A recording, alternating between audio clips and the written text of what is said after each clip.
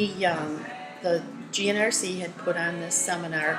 I think it was called Neighborhood Leaders or something like that, yeah. How you could become a neighborhood leader. Yeah. Leadership training. And, in our background at work, when Leslie and I were working full-time for pay, yes, you used to pay quite a bit for seminars like this. Exactly. And so we thought it was interesting. So we went to this seminar, and we had a task to do, and the task was that we were supposed to encourage each other to participate in an activity. Well, Pat sat down next to me, and she started talking about the cemetery, and the next thing we knew, it was time to go home, and we already made plans for the next weekend to work in the cemetery together. So, and Leslie, came and helped us out, and it was just so interesting. And at that time, we were working on trying to get the cemetery arch back in place and rebuilt or replaced in some way. And we had so many activities that way.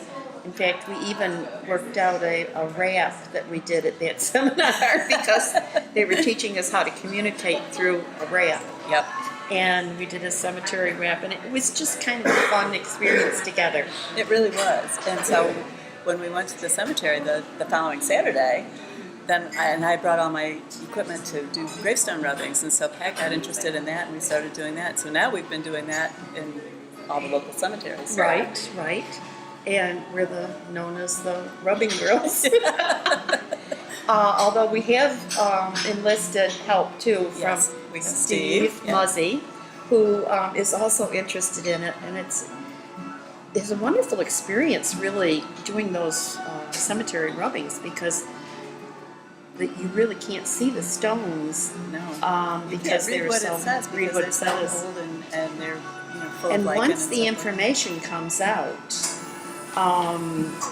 it's just so enlightening, and the dates and how these people and it's a were fun thing that everybody can do. I mean, who did we have? Somebody really small who was doing a rubbing in the cemetery and said, Oliver. Oh, it was Oliver. That's who it was. Yes, who said, "Oh, look at that! I can." And he was just so excited and to see it. And then Emily Finnerty, she was one that she said, "Oh, this person died on my birthday."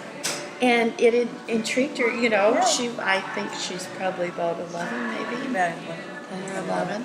And it's just so exciting working with children. Nothing could be better than children in a community because they say what they think. They think. And you know exactly where you stand with them. Exactly. And they're kind of fun to work with. Oh, they really are. We've had a good time. We've done work with the Girl Scouts and with other kids in the neighborhoods and so forth. Yeah, it's been fun. And then just recently, the Mardi Gras celebration. Oh, that was really fun. And a bit noisy. Very noisy. But very like loud, a typical Mardi Gras celebration, I guess. Yes, I think so. I think Mardi Gras celebrations tend to be a little out of control, and that's what ours was.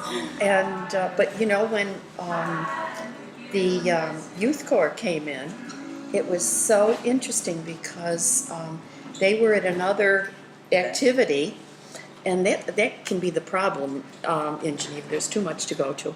Yeah, it's hard to make a choice. So the youth corps stopped in towards the end, and all of a sudden, the young children, they just quieted right down, and they went following, the teenagers, and they were dancing together and doing things, and it was just what they needed. But I guess it was what everybody needed. I think so. Yeah. To relax and not worry about it. Yeah. And I think children enjoy that too, when they're not so structured all the time. So that was good.